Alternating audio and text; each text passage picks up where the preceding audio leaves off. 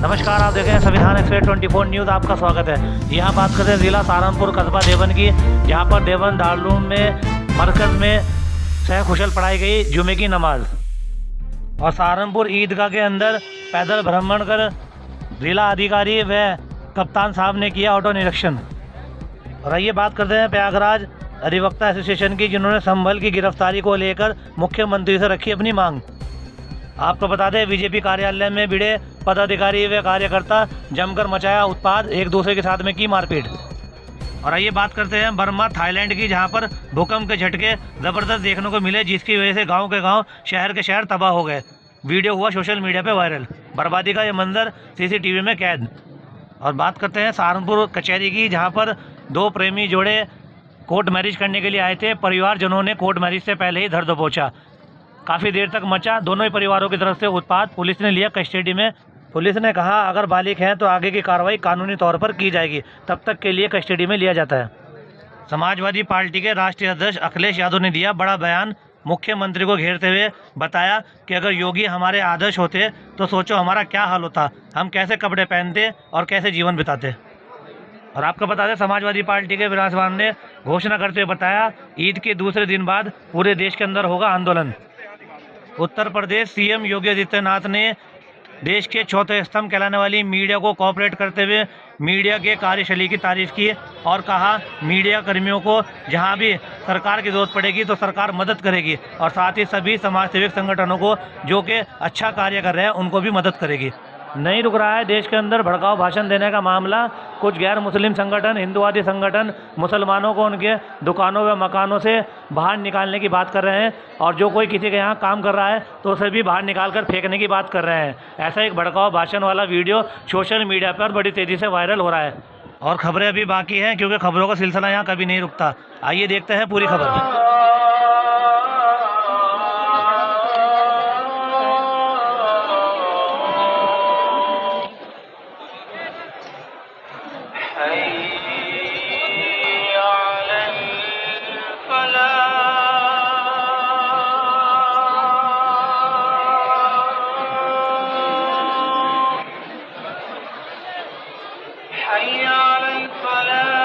प्रयागराज अधिवक्तागण सेवा में माननीय मुख्यमंत्री उत्तर प्रदेश सरकार लखनऊ द्वारा जिलाधिकारी प्रयागराज उत्तर प्रदेश माननीय अवगत कराना है कि हम अधिवक्ताओं में हिंदू, मुस्लिम, सिख, ईसाई, जातिवादी कोई मायने नहीं रखती। काला कोट हमारी पहचान है और हर वकील हमारा भाई है। वो चाहे किसी भी कोर्ट, कचहरी, तहसील में वकालत करता है। संभल के शाही जामा मस्जिद के सदर सीनियर वकील जफर अली को संभल की पुलिस प्रशासन द्वारा अज्ञात में गिरफ्तार कर उनको पुलिस कस्टडी में रखा गया है, जिसके हम प्रयागराज के अधिवक्ता घोर निंदा करते हैं। जब तक उनका जुर्म साबित ना हो तब तक किसी भी व्यक्ति को अपराधी नहीं समझना चाहिए। आप माननीय जी से सादर निवेदन है कि इस प्रकरण की निष्पक्ष जांच कराएं, चाहे कसूरवार जो भी हो उसको सजा मिलनी चाहिए। हम हिंदुस्तानी के बीच आपसी सौहार्द खराब ना हो, और जो खराब करता है उस पर उचित से उचित कार्रवाई होनी चाहिए। आए दिन हम अधिवक्ताओं के साथ पुलिस प्रशासन द्वारा बहुत गलत कार्य किया जा रहा है, जिसकी हम प्रयागराज के अधिवक्ता घोर निंदा करते हैं। आए दिन अधिवक्ताओं की हत्या हो रही है, और इसलिए हम सभी अधिवक्ता उत्तर प्रदेश सरकार से एडवोकेट प्रोटेक्शन एक्ट की मांग करते हैं। प्रार्थना अतः माननीय मुख्यमंत्री उत्तर प्रदेश लखनऊ से हम सभी प्रयागराज अधिवक्तागण द्वारा यह आग्रह करते हैं कि उपयुक्त घटना को संज्ञान में लेते हुए दोषियों के विरुद्ध सख्त कानूनी कार्रवाई करें, एवं सभी अधिवक्ताओं के मान सम्मान की सुरक्षा हेतु तत्काल प्रभाव में से एडवोकेट प्रोटेक्शन एक्ट लागू करें। हमारी ये मांग है कि एडवोकेट प्रोटेक्शन एक्ट लागू हो। और जफर अली एडवोकेट हैं, उनको जो है बिना कोई साक्ष्य के, बिना कोई सबूत के गिरफ्तार किया गया है, इसलिए ये मतलब गलत तरीके से ये गलत है, तो इसलिए हम आपको ज्ञापन दे रहे हैं सभी अधिवक्ता।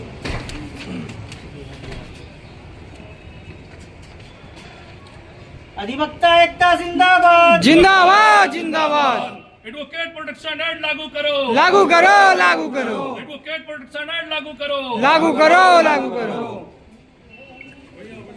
फोटो ले ले।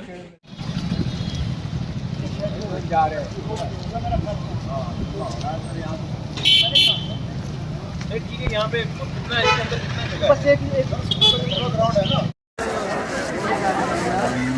बढ़िया फिर नहीं बनाने का डर है।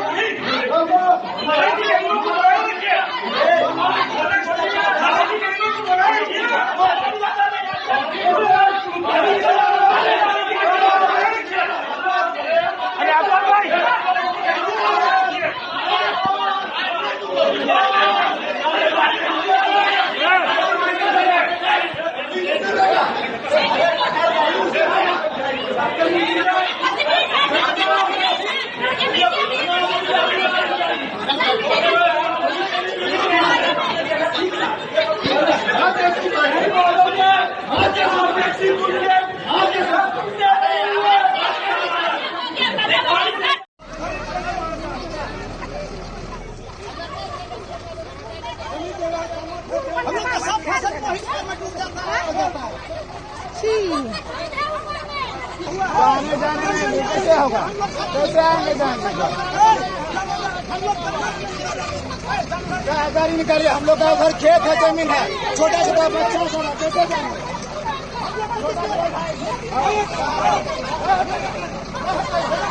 महंगा खाद का लगा रहेगा।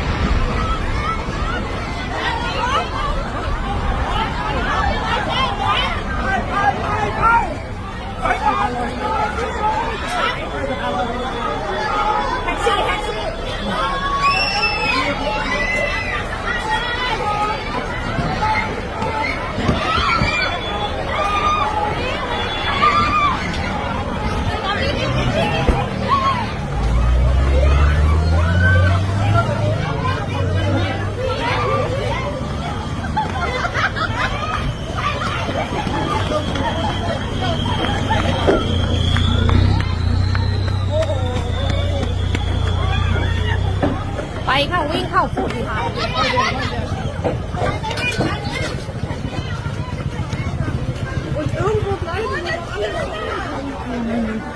ถล่มในเจเจมดว่ายินไปเหมือนกันเฮ้ยคนที่อยู่ตรงนั้นมีใครเป็นอะไรหรือเปล่าเฮ้ยมีใครเป็นอะไรเปล่าไม่รู้ตึกล้มนะ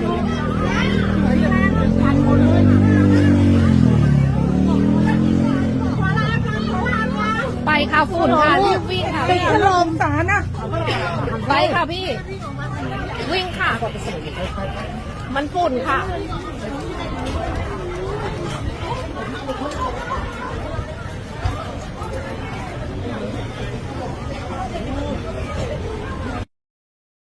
Ôi, ôi.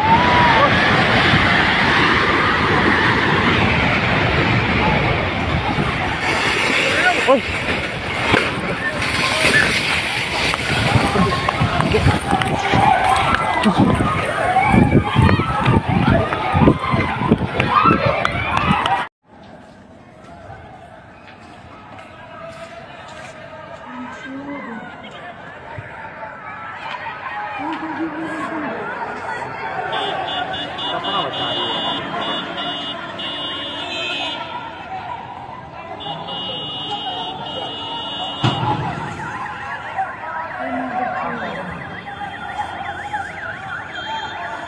तो कूद जाओ भाई, कूद जा नीचे, आने कूद जा, गिर जाएगी यार वैसे। ओए ओए ओ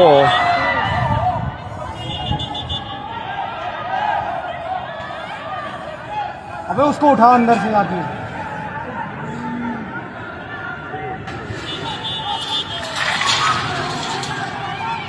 अरे ऊपर वाले में भी आग लग गई।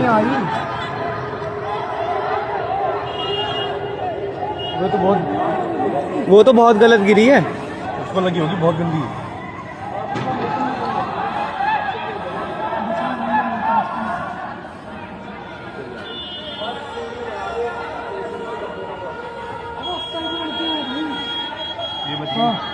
ये तो बच गई। उधर नहीं होगा, इतनी दूर, वो दूर है। अबे और है, छत में है क्या?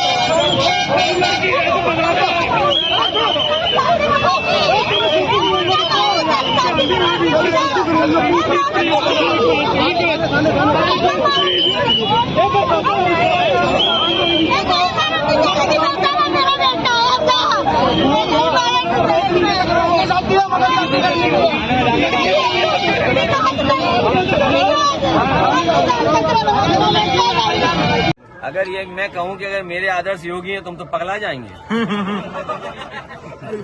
सोचो हमें क्या कपड़े पहनने पड़ेंगे अगर हमारे वो आदर्श हो जाएं तो। ये बातें ऐसी मत करा करो नौजवान। हमारा आदर्श क्या है? हमारे आदर्श लोहिया जी हैं। हम लोग डॉक्टर भीमराव जी के, अम्बेडकर जी के रास्ते पे चलते हैं। नेताजी ने जो रास्ता दिखाया उस रास्ते पे चल रहे हैं। जनरेशन मिस जी ने हम लोगों को जो सिखा के गए हैं उस रास्ते पे चल रहे हैं हम लोग। तो समाजवादी लोग हैं, विकास खुशहाली चाहते हैं। कन्नौज में रहकर के हम लोगों ने भाईचारे की सुगंध दी है। ये जो भारतीय जनता पार्टी के लोग हैं इनकी नफरत की दुर्गंध है। मैं तो कन्नौज के सुगंध वाले लोगों से कहूंगा ये भारतीय जनता पार्टी की दुर्गंध को हटाएं। अभी तो थोड़ी हटाई है, अगली बार और हटा दो, जिससे कि कन्नौज का विकास रुका हुआ आगे बढ़ जाए। आप बताइए, दुर्गंध पसंद करते हैं इसीलिए गौशाला बना रहे हैं। हम सुगंध पसंद कर रहे थे इसलिए इत्र पार्क बना रहे थे। बताइए, ये सांड पकड़ रही है सरकार के नहीं पकड़ रही है? आप खुद जानते होंगे। नहीं पकड़ रही है, कहा उन्होंने पैसा खा जा रहे हैं। तो इसलिए हम लोग सुगंध पसंद करने वाले लोग हैं, इसलिए परफ्यूम पार्क बना रहे हैं। ये दुर्गंध वाले लोग हैं, ये दुर्गंध वाले लोग हैं, इसलिए ये तो समाजवादी पार्टी ईद के बाद पूरे उत्तर प्रदेश में आंदोलन करने जा रही है इस इशू को लेके। रामविलास सुमन के ऊपर हमला हुआ है। अगर रामविलास सुमन दलित न होते, अगर उन्हीं की बिरादरी के होते तो हमला करते ही लोग। ये पूरे पीडीए पर और दलित समाज के ऊपर हमला है। समाजवादी पार्टी इसको किसी कीमत पर बर्दाश्त नहीं करेगी। और अन्य जो समाज के व्यापारी बंधु आज एकत्र हैं उनसे भी मैं आग्रह करता हूं, अपने प्रतिष्ठान पर अपने काम से संबंधित हमने किसी आदमी को, मोमिडन को काम दिया या नौकरी पे रख रखा, उसको बाहर निकाल दीजिए। ये आर्थिक दंड है, तभी सुधरेंगे, बाकी नहीं सुधर सकते। इसलिए इस पे निर्णय करिए कठोर। बहुत से हिंदू है काम करने के लिए, या 15 दिन 20 दिन उनको सिखाएंगे, सीख लेगा नया एक व्यक्ति। हमारा पैसा हमारे पास रहना चाहिए, इस पे आप निर्णय करिए। और यहाँ जो व्यापार संघ के लोग हैं उनसे भी मैं आग्रह करूंगा, आप निर्णय करिए, उनको बाहर करिए, समस्या का समाधान हो जाएगा। कई जगह ऐसे किया है, एक साथ समाज ने निर्णय कर लिया कि हम कोई व्यापार नहीं करें, सबको नौकरी से बाहर निकाल देंगे, सबको फैक्ट्रियों से बाहर निकाल देंगे। लड़की को लेके आए वो स्वयं। इसलिए आप समाज के लोग तय करिए, हम आपके साथ है। हम तो ऐसा करते ही है, लेकिन समाज के सब लोगों को ये करना पड़ेगा। और ये जो बहिष्कार है ने, इसमें हमको कोई कानून हमको नहीं रोक सकता। संविधान ने हमको अधिकार दिया है, हम किसको नौकरी पे रखे, किसको काम दे, हमारा पैसा किसको दे। दूसरा एक और तय करिए, यहाँ बैठे हुए छोटी छोटी घटनाएं, आपके घर पे कौन आ रहा है, आपके विवाह में मेहंदी बनाने के लिए कौन आ रहा है, आप सबके परिवार में शादी के समय ब्यूटी पार्लर के रूप में कौन लड़की आ रही है, किस ब्यूटी पार्लर से आई है, उस ब्यूटी पार्लर के यहाँ कितनी मोमेडन लड़के या लड़कियां काम करते हैं। हम इन छोटी छोटी बातों का ध्यान नहीं रखते, इसलिए संपर्क में आती है। यदि हमारे घर में कोई बालिका इस प्रकार का काम करती है तो उनसे कहिए, इनके यहाँ जाने की जरूरत नहीं है। इसी से मोबाइल के नंबर मिलते हैं, इसी से संपर्क मिलता है, फंसाने का अवसर मिलता है। इसलिए जो हमारे घर पे ड्राइवर कौन आ रहा है, हमारे घर पे इलेक्ट्रिशियन कौन आ रहा है, हमारे घर पे ऐसे ठीक करने वाला कौन आया, घर में घुसने से पहले उससे पूछिए, उसका आधार कार्ड देखिए। और यदि मोमेडन है तो बाहर करिए, उसको कहिए दुकान वाले को हिंदू को भेजिए, तभी काम करवाएंगे। तो ये सुधरेंगे, बाकी नहीं सुधरने। और सारे माध्यम यही है, हम छोटे से स्वार्थ के लिए पुताई करने वाला कम ले रहा है, 5000 कम लेगा, हम मोमेडन को काम दे देते और वही लेके जा रहे हैं। थोड़े दिन पहले पुताई करने वाला किसी लड़की को लेके गया था, कभी कोई सिलाई करने वाला ले जाता है, कभी मेहंदी करने वाला, कभी संपर्क में आती है इसने अपने ब्यूटी पार्लर पे। तो सब जगह हम सबको ध्यान देना, कुछ नहीं करना। हमारे लोग हैं काम करने वाले, उनसे करवाइए, कुछ नहीं, 150 रुपए ज्यादा देने पड़ेंगे, इससे ज्यादा कुछ नहीं है। और यदि नहीं करेंगे तो फिर ऐसे धरने, ज्ञापन, विरोध से कुछ नहीं होने वाला है, क्योंकि संपर्क के माध्यम यही है और इन संपर्क के माध्यमों को तोड़ना है। और उसके लिए हम सबको आगे आना पड़ेगा, कोई एक व्यक्ति या एक संगठन इसके लिए नहीं कर सकता। इसलिए मैं आपसे हाथ जोड़कर आग्रह कर रहा हूँ, अपने घरों पर किसी भी काम के लिए, छोटे छोटे काम के लिए मुसलमान नहीं आना चाहिए, तय करके जाइए। हमारे प्रतिष्ठान, हमारी फैक्ट्री, हमारे व्यापार, हमारी दुकान या हम जिनको काम देते हैं उसी मुसलमान को काम नहीं दीजिए, बंद करिए आज से देना, अपने आप सुधर जाएंगे। क्योंकि पैसा उनके हाथ में नहीं होगा तो कुछ नहीं कर पाएंगे। हमारे ही पैसे का हमारे खिलाफ उपयोग कर रहे हैं। इसलिए मेरा आपसे हाथ जोड़कर निवेदन है, मैंने जो ये बातें बताई इस अवसर पर, इस ये जो घटना हुई है, इस घटना के यदि हम सबक लेते हैं तो उसका सबक यही है, मैंने जो बताया इस प्रकार हम सबको करना होगा। और यदि हमने कर लिया, आप देखिए 6 महीने में परिणाम आएगा। जिनको आप काम देना बंद करेगा, कल से आपके आगे पीछे घूमेगा, मैं आपके साथ हूँ, उसने गलत किया फिर भी कोई बात नहीं। जब तक ये घटनाएं नहीं रुकती, इस प्रकार के बंद नहीं होती है, हम उनका पूर्ण रूप से बाइकाट करें और वो सुधर जाएंगे और ऐसी घटनाएं रुक जाएगी। इसलिए मेरा आपसे निवेदन है, ये जरूर करिए। आज समाज एकत्र हुआ है और समाज में बात करिए, प्रेशर बनाइए और ऐसी घटनाओं को हम सब मिलकर रोक सकते हैं और निश्चित रूप से रोकेंगे। और इस घटना में भी ढंग से कार्रवाई होगी, हम भी प्रयास करेंगे, आप सब मिलकर प्रयास करेंगे कि इस लड़के के खिलाफ कार्रवाई हो और राजसमंद में ऐसी दूसरी घटना नहीं हो। धन्यवाद। भारत माता की। मैं रामलाल जी भाई साहब जो ग्रामीण जिलाध्यक्ष है स्वर्णकार समाज के, उनसे आग्रह करूंगा पधारे और 2 शब्द कहें। रामलाल जी, ग्रामीण जिलाध्यक्ष। भारत माता की जय। सर्व समाज एकता जिंदाबाद। सर्व समाज हिंदू एकता जिंदाबाद। धन्यवाद। स्वर्णकार समाज के सभी बंधुओं, सर्व समाज हिंदू समाज के सभी बंधुओं के चरणों में मेरा नमन। बंधुओं, आज ये घटना कोई नई घटना नहीं है, फिर भी हम बात सुनते थे, पहले सुनते थे कि विजयनगर में हो गई, अजमेर में हो गई, जयपुर में हो गई, होते होते हमारे राजसमंद में हो गई, राजसमंद में होते हुए हमारे समाज के घर में हो गई। बहुत दुर्भाग्यपूर्ण बात है। मैं आदरणीय वकील साहब ने जो जितनी बातें कही उन बातों में सब पूर्णतः सहमत हूं। ये निश्चित रूप से अपने घरों में होना चाहिए और मैं तो प्रशासन से एक ही मांग करूंगा कि जो हमारे पदाधिकारी हैं उन सबको इस बात के लिए आश्वस्त करता हूं कि एक नए डायलॉग को स्थापित करने के लिए मीडिया की इस सकारात्मक भूमिका को आगे बढ़ाने के लिए जिस भी प्रकार के सहयोग की आवश्यकता पड़ेगी, सरकार आपके साथ खड़ी होगी। क्योंकि वह अंततः समाज से जुड़ा हुआ कोई भी कार्य यह सरकार का ही कार्य होता है। यह आवश्यक नहीं कि सरकार के एजेंडे के अनुसार आप चलें, लेकिन हाँ, जो भी इस प्रकार की पहल होगी जिससे समाज का कल्याण का मार्ग प्रशस्त होता है, उसमें सरकार की पूरी सकारात्मक भूमिका के साथ सहयोग उन सभी संस्थाओं को और उन सभी संगठनों को प्राप्त होगा जो इस भावना के साथ अपने कार्यक्रम को आगे बढ़ा रहे हैं।